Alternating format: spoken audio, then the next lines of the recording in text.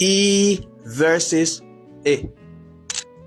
E, a long vowel with your lips spread. E, a short vowel where your lips are relaxed. Let's practice. Sit, sit. Feet, fit. Did, did. Hit, hit.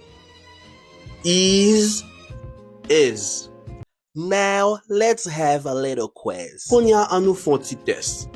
Tape nan seksyon komante yo, mot ki ou tande ya. Peach. Number 2. Hill. Number 3. Beat. If you like my content, follow me for more.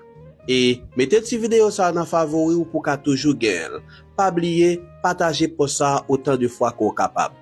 Bye everybody.